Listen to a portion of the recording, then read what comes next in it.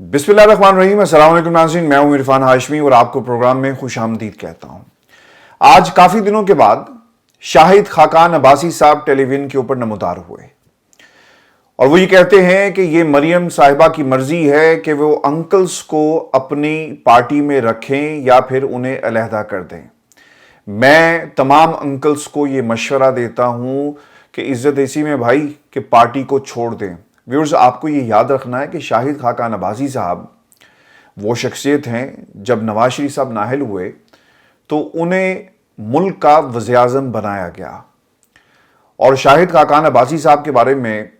जो नवाज शरीफ का कैंप था, उनका ये ख्याल था कि ये मेरी बात को मानेंगे और मैं इन्हें जिस तरह चाहूँगा हम इन्हें कंट्रोल कर सकेंगे। और यही वजह थी कि उस वक्त पार्टी के अंदर इनका नाम जो है उसे इंडोर्स भी किया गया और इस हवाले से बाकायदा लॉबिंग भी हुई। लेकिन जो मर्जी थी वो नवाज शरीफ साहब की थी। एक पुराने साथी थे पाकिस्तान मुस्लिम लीग नून के, नवाज शरीफ साहब के 30 बरस का उनका साथ है, तो इसलिए उन्होंने ये मुनासिब समझा कि क्यों ना हम शाहिद खाकान अब्बासी साहब को ये मौका दें कि वो पार्टी को लीड करें और इसके साथ साथ वज़ीर-ए-आज़म की कुर्सी पर भी उन्हें बिठाया जाए और फैसले करवाना शायद आसान होगा। बिल्कुल उसी तरह जिस तरह मुराद अली शाह साहब जो हैं वो सीएम सिंध के तौर पर तीसरी बार इस वक्त मैदान में मौजूद हैं और उन्हें कंट्रोल करना आसिफ अली जरदारी और बिलावल जरदारी के लिए आसान होता है एज़ कम्पेयर टू अगर कोई इंडिपेंडेंट यानी कोई तगड़ा किस्म का उम्मीदवार मैदान में मौजूद हो। तो यहाँ पर भी इसी कुलिये को जहन में रखकर शाहिद खाकान अब्बासी साहब को वज़ीर-ए-आज़म की कुर्सी पर बिठाया गया। और व्यूअर्स, शाहिद खाकान अब्बासी और मरियम नवाज के दरमियान इख्तलाफात इस हद तक बढ़ गए कि शाहिद खाकान अब्बासी को पार्टी को खैरबाद कहना पड़ा। आपको याद होगा कि मुतादिद दफ़ा हमने ये मनाजिर टेलीविजन स्क्रीन्स के ऊपर देखे, जलसों में देखे कि मरियम ने अपनी कुर्सी जो है वो शाहिद खाकान अब्बासी के लिए छोड़ी और फिर हमने जब ये सवाल शाहिद खाकान अब्बासी साहब से मुतादिद दफ़ा किया गया तो उन्होंने कहा कि ये नहीं हो सकता कि मैं किसी के आगे जो है वो हाथ बांध कर खड़ा हो जाऊं। वो मेरी छोटी बहन है, इज़्ज़त और एहतराम का रिश्ता है, लेकिन हमारी भी पार्टी के अंदर बहुत सारी कुर्बानियां हैं। शाहिद खाकान अब्बासी साहब लंदन आए, मुझे अच्छी तरह याद है। अंदर जब वो नवाज शरीफ साहब को मिलने के लिए गए और उस वक्त ये कहा जा रहा था कि शायद ये इलेक्शन से पहले की बात है, जब नवाज शरीफ साहब पाकिस्तान नहीं गए थे, तो उन्होंने कहा कि शायद मामला जो हैं वो तय पा जाएंगे। लेकिन जब वो बाहर निकले तो उसी तरह वो पार्टी के खिलाफ जो है वो बात कर रहे थे और उन्होंने उस वक्त भी नवाज शरीफ साहब को ये मशवरा दिया कि आप पाकिस्तान करने क्या जा रहे हैं, क्योंकि आपका वोट बैंक और आपका जो पाकिस्तान की आवाम के साथ ताल्लुक था वो शायद अब वो नहीं रहा और आपको पाकिस्तान की अदालतों के सामने सरेंडर करना चाहिए। अब ये वो शाहिद खाकान अब्बासी साहब हैं जिनका वर्जन आपने देखा, आज वो ये बात कर रहे हैं और उन्होंने एक अल्टीमेटम जारी कर दिया है या इसे कहें कि एक रिक्वेस्ट की है या एक मशवरा दिया, क्योंकि शाहिद खाकान अब्बासी साहब जो हैं ये पूरे का पूरा खेल जो है इससे पहले वो देख चुके हैं। व्यूअर्स, शाहिद खाकान अब्बासी साहब का इशारा किसकी तरफ है और उन्होंने किन अंकल्स की बात की है? मैं आपको एक बात ये बता दूं कि अंकल में तो फिर आपके शहबाज शरीफ साहब भी आ जाते हैं ना, तो असल अंकल तो वही हैं। बाकी परवेज़ रशीद साहब हैं, ख्वाजा साद रफ़ीक हैं, बाकी लोग जो हैं उनकी पार्टी के अंदर या ख्वाजा आसिफ साहब जो हैं उनका नवाज शरीफ साहब के साथ ताल्लुक़ है और फिर नवाज शरीफ साहब इनको जो भी कुछ कहेंगे मरियम नवाज की बात को ज़्यादा मुकद्दम जो है वो समझा जाएगा, क्योंकि हमने शाहिद खाकान अब्बासी का हशर नशर जो है वो देख लिया इस पार्टी के अंदर। और शाहिद खाकान अब्बासी साहब ने ना ख़ास तौर पर एक अंकल की तरफ इशारा किया है और वो हैं शहबाज शरीफ साहब। आपको याद होगा जब इन्होंने 16 माह की हुकूमत ली तो वज़ीर-ए-आज़म तो शहबाज शरीफ साहब थे, लेकिन एक और शख्सियत भी वज़ीर-ए-आज़म हाउस में एंटर हुई। एक वीडियो जारी होती है जिसमें उन्होंने बाकायदा तौर पर एक पैगाम पार्टी के अंदर भी और पार्टी के बाहर भी लोगों को दे दिया कि अब फैसले हम करेंगे। और इसकी सबसे बड़ी मिसाल क्या थी? वो ऑडियोज़ जो वज़ीर-ए-आज़म हाउस से या फिर कहीं और से रिलीज़ हुई, जिसमें मरियम जो है बाकायदा तौर पर कमेंट करते हुई आप उनको सुन सकते हैं कि मिफ्ता किस किस्म की गुफ्तगू करता है, इसे कुछ समझ नहीं आती, चीज़ों को मैनेज नहीं करता। कम से कम इसहाक डार साहब जो हैं वो चीज़ों को मैनेज तो कर लेते हैं। ये मरियम बीबी के अल्फाज थे। और फिर व्यूअर्स, लोड शेडिंग के मामले पर जब लोगों ने कमेंट किया तो ट्विटर के ऊपर उन्होंने कहा कि मैं बात करूँगी। तो फिर मरियम की इन्वॉल्वमेंट पाकिस्तान की जो मईशत थी उसके हवाले से उसमें फ़ैसले हमने देखा कि उनका एक अपना उन्होंने इसके ऊपर रिएक्शन और कमेंट भी पास किए। تو اس وقت لوگ یہ سوال کرتے تھے کہ یار مریم نے کس حیثیت کے اندر وہ وزیر اعظم ہاؤس کے میں بیٹھ کر پرائم منسٹر سے یہ باتیں کرتی ہیں، اور ان کا پارٹی کے اندر چیف آرگنائزر کا عہدہ تو ہے، لیکن کیا عوامی مینڈیٹ ان کے پاس ہے؟ اب تو بھائی جان عوامی مینڈیٹ جیسا بھی ہے، چاہے وہ جعلی مینڈیٹ ہی کیوں نہیں، اب ان کے پاس ہے، تو اب کیا وہ انکل شہباز شریف کو پاکستان کی سیاست میں رہنے دیں گی، یا پھر ایک نئی حکمت عملی کے ساتھ وہ میدان میں اتریں گی؟ مجھے لگتا یہ ہے کہ مریم اپنی پنجاب کے اندر ایک نئی ٹیم بنائیں گی جن میں ینگسٹرز ہوں گے، اور جتنے بھی انکلز ہیں انہیں ٹیم سے الگ کر دیا جائے گا، یعنی وہ مرکز میں جا کر سیاست کریں، لیکن پنجاب جو ہے وہ بچوں کے ہاتھ میں دے دیا جائے گا، یعنی مریم اسے لیڈ کریں گی، اور پھر ساتھ ساتھ مریم اورنگزیب کو انہوں نے رکھ لیا کیونکہ انہیں ایک زبردست قسم کا ایک فیس چاہیے تھا، ماؤتھ پیس چاہیے تھا جو مریم کو ٹیلی ویژن کے سامنے اس کا دفاع کر سکیں۔ تو اب مریم کی تمام پالیسیز کو، تمام باتوں کو، تمام جتنے بھی اگلے کچھ برسوں میں جب بھی تک ان کی حکومت رہتی ہے جس طرح ڈیفینڈ کرنا ہے، وہ مریم اورنگزیب جو ہے انہیں اس کا دفاع کرتی ہوئی نظر آئیں گے۔ ویورز، مریم کبھی بھی شہباز شریف کے انڈر کام نہیں کریں گی، یہ بھی آپ کو یاد رکھنا ہے، اور وہ اپنی مرضی جو ہے تھوپیں گی پارٹی کے اندر بھی، اور پھر اس کے ساتھ ساتھ پنجاب میں جتنے بھی فیصلے ہوں گے وہ مریم کی اب اجازت سے ہوں گے۔ میں آپ کو ایک بات یہ بھی بتا دوں کہ شہباز شریف اور مریم کے درمیان جو برج کا کام کریں گے وہ نواز شریف صاحب ہوں گے جب تک وہ پاکستان میں ہے، اور پاکستان سے علامتی طور پہ وہ باہر بھی جا سکتے ہیں اور پھر واپس آ جائیں، لیکن یہ سلسلہ اب اسی طرح جو ہے وہ جاری رہے گا۔ ایک چیز میں نے جس نقطے پر میں آپ کو لے کر جانا چاہ رہا ہوں نا، وہ نقطہ یہ جی کہ آپ نے اپنی ایک نئی ٹیم بنا لی اور آپ نوجوانوں کے ساتھ جو ہے پنجاب کے حالات کو بدلنے کے لیے میدان میں اتریں گی، لیکن آپ کا سامنا کس کے ساتھ ہے یہ آپ کو یاد رکھنا ہے۔ آپ کا مقابلہ پارٹی کے انکلز کے ساتھ نہیں ہے، بلکہ آپ کا مقابلہ پنجاب کے نوجوانوں کے ساتھ ہے، اور یہ نوجوان کس کے ساتھ کھڑے ہیں؟ انہوں نے پہلے فیصلہ جو ہے وہ دے دیا ہے۔ 2 کروڑ کے قریب جو ووٹر ہے نا، وہ نیا پاکستان کے اندر اس میں اضافہ ہوا، اور سارے کے سارے نوجوان تھے۔ پاکستان میں جتنے سرویز آئے نوجوان، اور اس کے ساتھ ساتھ جو ایج بریکٹ ہے نا جی 18 سے 40 50، یہ ساری کی ساری ایج بریکٹ جو ہے وہ عمران خان کے ساتھ کھڑی ہے، اور آپ کا مقابلہ ان انکلز کے ساتھ نہیں ہوگا، آپ کا مقابلہ آپ کی کارکردگی کے ساتھ ہے،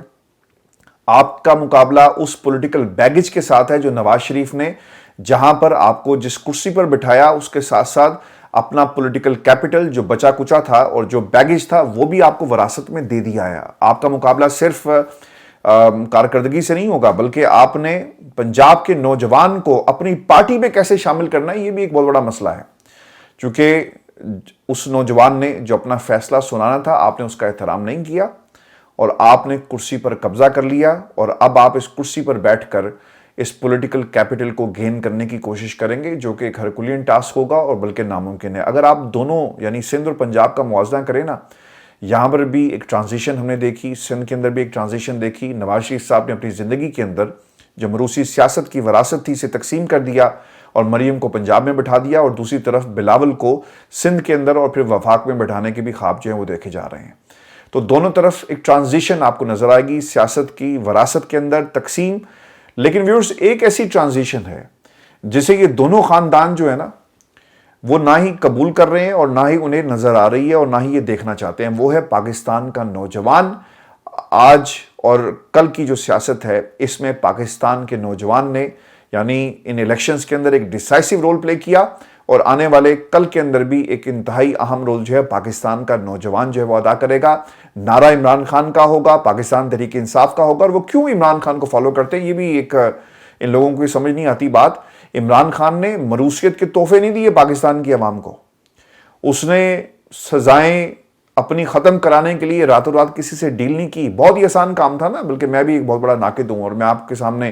یہ اکثر یہ بات کہہ چکا کہ عمران خان کے لیے کتنا آسان تھا کہ پیپلز پارٹی کے ساتھ ہاتھ میں لاتے اور کہتے کہ جناب آپ مجھے باہر نکالیں اور دیکھیں پھر ہم مل کر حکومت بناتے ہیں، کتنا آسان تھا۔ لیکن عمران خان نے اصولوں پر سمجھوتا نہیں کیا، اور خان صاحب نے پاکستان کی عوام کے مینڈیٹ کا احترام کرتے ہوئے اور پاکستان کی جو عوام تھی اس کی آواز کو سنا اور اپوزیشن میں بیٹھنا جو ہے پسند کیا، اور یہ لوگ آج بھی نہیں سمجھ پائے کہ یہ ہے سرمایہ عمران خان کا، اور جو سرمایہ تمہارے ہاتھ میں یعنی جو بینک بیلنس جو پولیٹیکل کیپٹل کی شکل میں تمہیں دیا گیا وہ اب ختم ہونے والا ہے، اور پاکستان کا نوجوان جو ہے اس پولیٹیکل کیپٹل کو یعنی آپ کے اس بینک کو جو آپ کے حوالے کیا گیا ہے اس کا بہت جلدی جو ہے وہ دیوالیہ نکال کر چھوڑے گا۔ اور ویورز دوسری طرف بلاول زرداری نے ایک پریس کانفرنس کی اور نون لیگ اور شہباز شریف کے لیے خطرے کی گھنٹی بجا دی ہے۔ ایسے وقت میں جب پاکستان پیپلز پارٹی کابینہ کا حصہ نہیں ہے، انہوں نے طنز کے ذریعے اور اپنی پریس کانفرنس کے ذریعے شہباز شریف صاحب کو یہ پیغام دیا کہ بھائی جان زیادہ خوش مت ہوں، پہلے تو آپ عمران خان کا شکریہ ادا کریں جس نے ہمارے ساتھ بیٹھنے کی حامی نہیں بھری اور انکار کر دیا، صاف انکار کر دیا، اور آج آپ اور ہم جو بیٹھے ہوئے ہیں نا یہ ایک زبردستی کا نکاح ہے، اس سے زیادہ کچھ نہیں ہے، اور جب ہمیں موقع ملے گا ہم اس اتحاد سے الگ ہو جائیں گے، لہٰذا اچھے بچوں کی طرح آپ اپنی زندگی کی یہ جو آخری سیاسی اننگز ہے اسے کھیلیں اور ایک اچھے نوٹ کے اوپر اس اتحاد کو قائم رکھیں، اور جو ہم آپ کو کہتے جائیں گے آپ نے اس کے اوپر منو ان جو ہے وہ عمل کرتے جانا ہے۔ ویورز یہ نون لیگ کے لیے خطرے کی گھنٹی کیسے ہے؟ چونکہ اس سے پہلے نون لیگ کا بھی اپنا خیال تھا اور لوگ لگے ہوئے ہیں کہ ان کے نمبرز کو بڑھانے کے لیے، مثال کے طور پر مخصوص نشستوں میں انہوں نے جس طرح سے دھاندلا کیا الیکشن کمیشن آف پاکستان کے ساتھ مل کر، اور ان کی نشستوں کو بڑھایا گیا، یعنی 100 کا جو فگر تھا اسے کراس کروا دیا گیا تاکہ ایک عزت اور بھرم رہ جائے، اور دوسری طرف آپ پاکستان تحریک انصاف جو ایوان کی سب سے بڑی جماعت تھی آپ نے اسے ایک اقلیتی جماعت میں کنورٹ کر دیا۔ یہ سب کچھ کیا جا رہا ہے تاکہ نون لیگ کی پوزیشن کو مضبوط کیا جا سکے، لیکن اس کے باوجود یہ اپنے اتحادیوں کے اور عمران خان کے ہمیشہ جو ہے وہ احسان مند رہیں گے، کیونکہ اگر پاکستان پیپلز پارٹی نکل جائے تو ان کی حکومت گر جائے گی، اور اگر خان صاحب اعلان کر دیتے کہ ہم پاکستان پیپلز پارٹی سے بات کریں گے تو آج ان کی یہ حکومت جو ہے وہ نہ بن رہی ہوتی۔ ویورز اب پاکستان تحریک انصاف نے شہباز شریف کا راستہ کیوں نہیں روکا؟ آج اس کے اوپر نا بہت سارے کمنٹس مجھے موصول ہوئے، تو میں نے یہ ضروری سمجھا کہ آپ کے سامنے کچھ جو پی ٹی آئی کا ووٹر سپورٹر ہے اور وہ کیا سوچ رہا ہے اور خان صاحب کیا سمجھتے ہیں اور انہوں نے ایسا کیوں کیا، یعنی پاکستان پیپلز پارٹی کے ساتھ کیوں نہیں بیٹھے، اور پی ٹی آئی شہباز شریف صاحب کا راستہ جو بلاول نے بات کی ہے وہ کیوں نہیں روکا۔ آپ کو ویورز یہ یاد رکھنا چاہیے کہ 16 ماہ کی حکومت تھی، اور اس سے پہلے خان صاحب نے ایک خط لہرایا، خان صاحب کی حکومت کو گرا دیا گیا، غیر ملکی ہاتھ اس میں ملوث تھا، امریکہ، ڈونلڈ لو، یہ سب ہم نے باتیں ایک دفعہ نہیں 1000 بار سن لی۔ اس کے بعد خان صاحب کی نا ایک جد و جہد ہے، ان کی ایک کوشش تھی، آپ کی سیاست جو ہے وہ ہمیشہ ان کرداروں کے خلاف رہی، اس مروثیت کے خلاف رہی، اس کرپشن کے خلاف رہی جو ان دونوں خاندانوں کے اوپر الزام نہیں تھے بلکہ ثابت ہوئے۔ آپ نے قوانین بدل کر اپنی سزائیں معاف کروا لی، تو یہ الگ بات ہے کہ اگر ملک کے اندر چوری جو ہے اسے حلال قرار دے دیا جائے قانون پاس کر کے، تو اس میں جو چور ہے اسے آپ چور کہنا بند نہیں کر دیں گے، وہ چور ہی رہے گا، لیکن فرق یہ ہوگا کہ اس پہ اسے سزا نہیں سنائی جائے گی۔ یہی ہوا پاکستان کے اندر۔ اب پاکستان تحریک انصاف یہ سمجھتی ہے کہ پی ٹی آئی کو جو مینڈیٹ ملا ہے نا وہ عمران خان کی محبت میں اور ان لوگوں کے خلاف ملا، یعنی anti Nawaz Sharif, anti Pakistan Peoples party اور اینٹی مروثیت ووٹ ملا۔ اگر آپ اس ووٹ اور اس مینڈیٹ کو کسی اور جماعت کے ساتھ شیئر کریں گے تو یقیناً یہ اس مینڈیٹ کی توہین ہوگی، لہٰذا پاکستان تحریک انصاف نے یہ اصولی فیصلہ کیا عمران خان نے کہ ہم نے یہ کام بھائی نہیں کرنا، ہم سنگل ہینڈڈلی حکومت میں جائیں گے اور پاکستان کی عوام کی سپورٹ سے جائیں گے، ہاتھ ملا کر کسی نہیں جائیں گے، جس طرح مریم کی آج کل وہ میم چل رہی ہے نا کہ وہ راستہ ہمیں بھی آتا ہے اور وہ ہاتھ جوڑنے والا راستہ ہے۔ خیر، پھر ایک اور جو چیز ہے کہ اگر P T I Pakistan Peoples Party کی شراکت دار بنتی ہے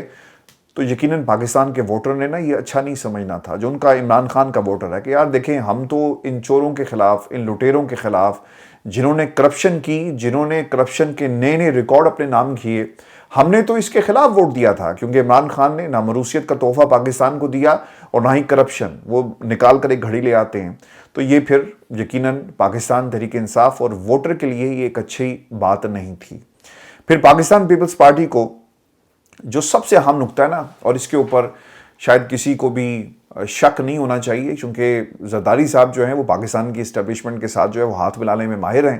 اور جس طرح سے اسٹیبلشمنٹ جماعتوں کو کنٹرول کرتی ہے، میں یہ سمجھتا ہوں کہ جب صبح جو سپریم کورٹ کے ہاتھے کے اندر اگر آپ کو یاد ہو تو بلاول زرداری نے کیا کہا تھا کہ جناب ہم تو ان سے اتحاد نہیں کریں گے، جو میں کہوں گا وہ ہوگا، اور پھر یہ بھی کہا کہ آپ کے پاس کیا ثبوت ہے کہ ہم ان سے گفتگو کرتے ہیں، اور اگر میں ان سے ملتا بھی ہوں تو کیا میں اپنے لیے ملتا ہوں؟ تو اب یہ ضرور قوم کو جواب دے دیں کہ آپ کس کے لیے ملے تھے. اور انہوں نے ایک طرح سے باقاعدہ ایک اس چیز کو مان لیا کہ وہ یقیناً پاکستان کی اسٹیبلشمنٹ سے ملتے ہیں اور گفتگو کرتے ہیں. یہ الگ بات ہے کہ وہ اپنے لیے نہیں ملتے، وہ کسی اور کے لیے ملتے ہیں، اور انہوں نے پاکستان کا نام اس میں جو ہے وہ استعمال کیا. اور اگر پاکستان تحریک انصاف پیپلز پارٹی کے ساتھ جا کر بیٹھ گئی تو یقیناً جو اینٹی اسٹیبلشمنٹ بیانیہ تھا اس کا پھر کیا ہوگا. اور خاص طور پر تحریک انصاف خان صاحب کے سامنے یہ بھی بات تھی کہ پی ٹی آئی کسی ایسی جماعت کے ساتھ جو ہے وہ اتحاد نہیں کرے گی جو اسٹیبلشمنٹ کے سائے کے نیچے بیٹھی ہو. لہٰذا خان صاحب کا جو فیصلہ تھا وہ یقیناً ان 4-5 عوامل کے اوپر تھا کہ عوام نے ہمیں ووٹ دیا، ہم عوام کے اس فیصلے کا احترام کریں گے، اور عوام نے جو مینڈیٹ دیا ہے اسے ہم کسی اور کی جھولی میں ڈال کر اسے اقتدار کی کرسی تک نہیں لے کے جائیں گے. ہمیں اگر مزید جدوجہد بھی کرنی پڑی تو ہم جیل میں بیٹھ کر اس کوشش کو جاری رکھیں گے، لیکن پاکستان کی عوام کے مینڈیٹ پر خود سے جو ہے وہ ڈاکہ نہیں ڈالیں گے بلکہ اس کا احترام کریں گے. اور خان صاحب نے یہی فیصلہ جو ہے وہ کیا. ویورز، آپ کو میں یہ بھی خبر دے دوں کہ پاکستان تحریک انصاف جب پارٹی کی سیکنڈ ٹیئر تھرڈ ٹیئر جو قیادت تھی اس کو آپ نے پارٹی سے بھگا دیا، پارٹی کے ٹکڑے ٹکڑے کر دیے، کئی گروپس بن گئے، جہانگیر ترین، آئی پی پی، اور اس کے ساتھ ساتھ اگر آپ دیکھیں تو خان صاحب اس وقت جیل کے اندر ہیں. تو ایسے موقع پر آپ کو وکلا کی ضرورت کیوں پڑی؟ تاکہ وہ پارٹی کو سہارا دے سکیں. عمران خان کے اوپر 200 سے زائد مقدمات بنا دیے گئے. عمران خان کو 2 محاذوں پر لڑنا تھا، اپنے اوپر مقدمات اور پھر پارٹی کو بھی آپ نے جوڑ کر رکھنا تھا. اور ایسے موقع پر وکلا کی جو جتنی بھی شخصیات اس وقت آپ کو پاکستان تحریک انصاف میں نظر آئیں گی تو ان کا ایک بڑا کلیدی کردار رہا ہے. لیکن ویورز، انفارچونیٹلی میں بینیفٹ آف ڈاؤٹ تو دوں گا ان تمام لیڈرز کو جو اپنی اپنی کیپیسٹی کے اندر کوشش کر رہے ہیں پاکستان تحریک انصاف کو دوبارہ سے ری آرگنائز کرنے کی. مینڈیٹ پاکستان کی عوام نے دیا، لیکن پارٹی لیول کے اوپر جو چیزیں آرگنائز ہونی چاہیے جو شخصیات کے کنٹرول میں ہیں، پاکستان کی عوام کے کنٹرول میں نہیں ہے، وہاں پر ہمیں معاملات بہت مشکل جو ہے وہ نظر آ رہے ہیں.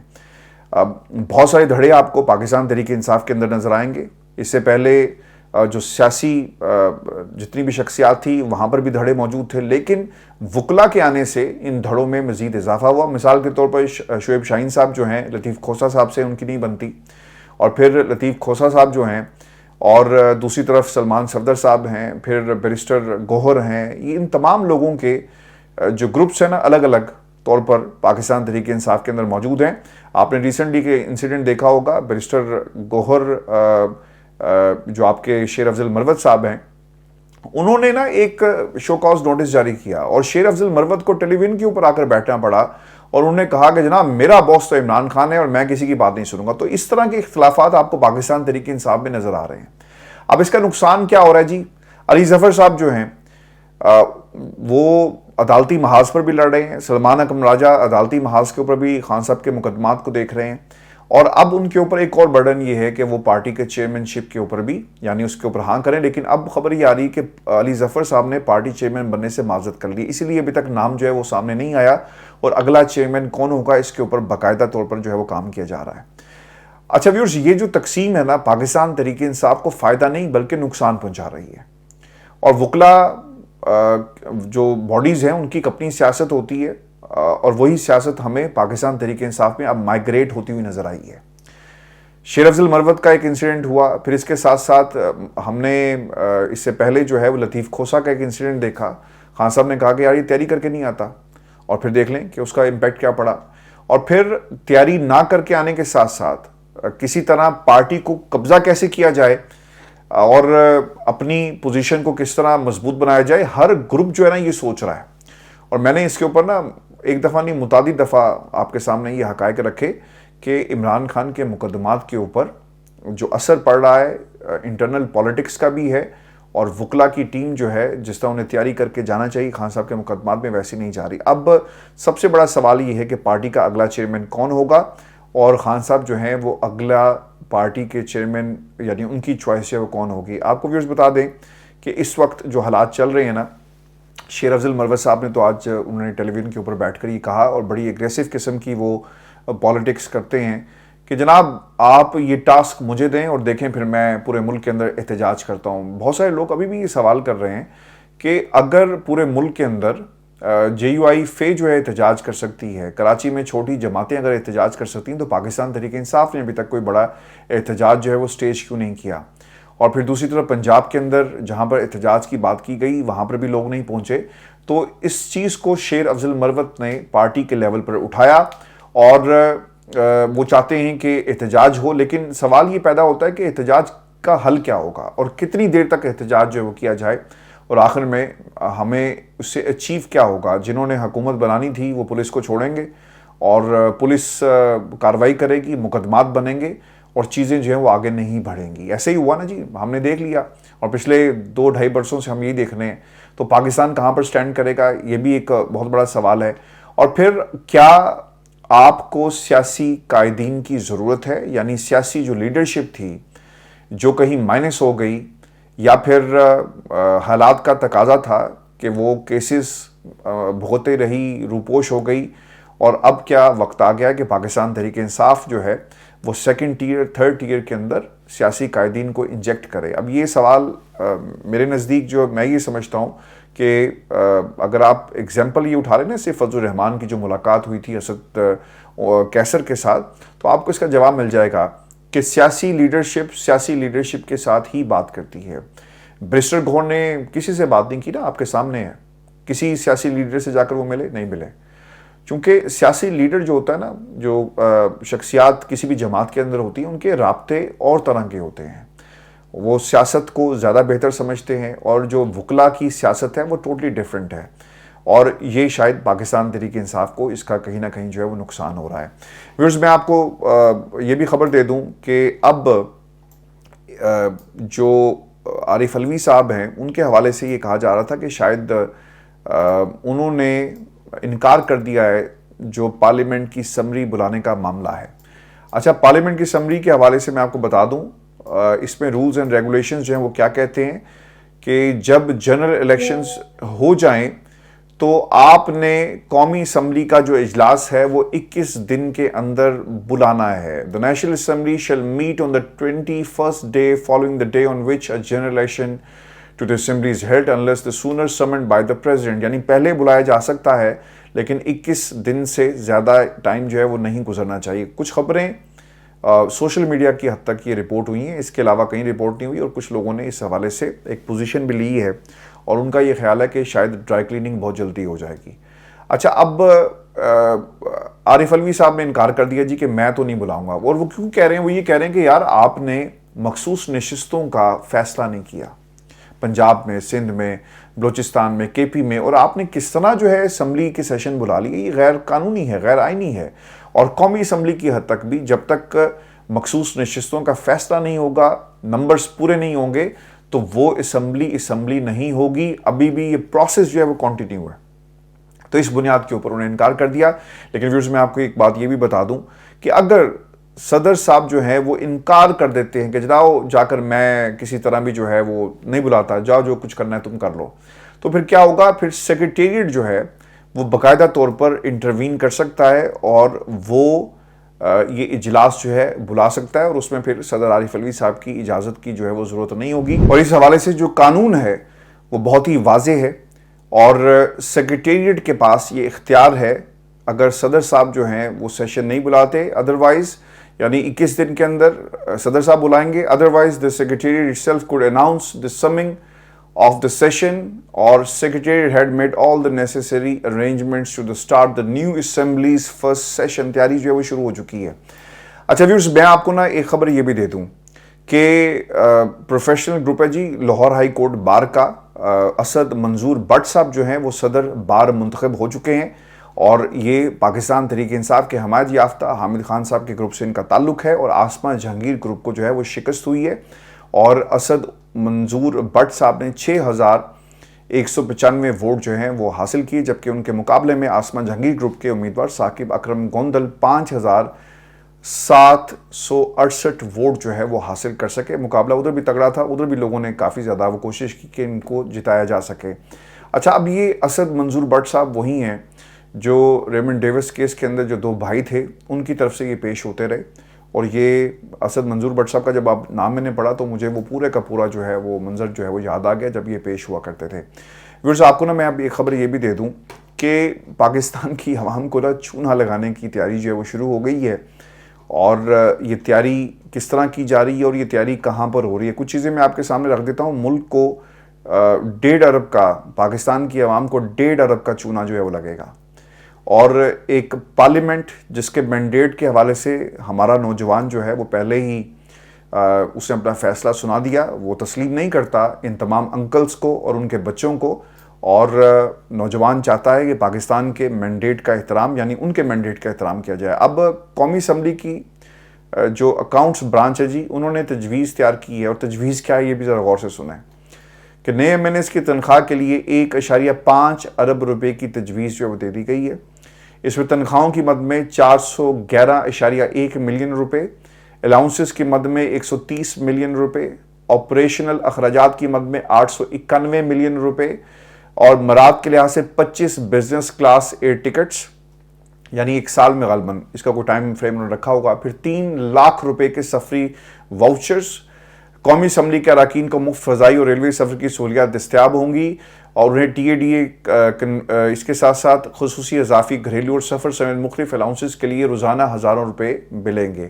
میڈیا کو حاصل جو تفصیلات ہیں جی، ان کے مطابق ہر ایم این اے کو بنیادی تنخواہ کے طور پر 1.5 لاکھ روپے اور اضافی الاؤنسز کے طور پر 38,000 روپے جو ہیں وہ دیے جائیں گے۔ دیگر الاؤنسز میں ٹیلی فون الاؤنس ہے جی 10,000 روپے، دفتری الاؤنس کے طور پر 8,000، ایڈ ہاک ریلیف کی صورت میں 15,000، 5,000 اضافی الاؤنس ہے، یعنی کافی سارے الاؤنسز بنا کے نا ان کا ایک موٹی رقم جو ان کو دی جائے گی۔ اور اتنے سارے الاؤنسز لیں یہ لوگ، اور یہ پیسہ کہاں سے آ رہا ہے؟ یہ پاکستان کے ٹیکس پیئر کا پیسہ ہے، آپ کا پیسہ ہے، میرا پیسہ ہے، اور پھر ہمیں اس پر تنقید کرنے کی بھی اجازت نہیں ہے۔ ویورز، اپنا خیال رکھیے گا، اور پروگرام کے حوالے سے اپنے کمنٹس ضرور بھیجیے گا، چینل کو سبسکرائب کریں۔ اجازت دیجیے، اللہ نگہبان۔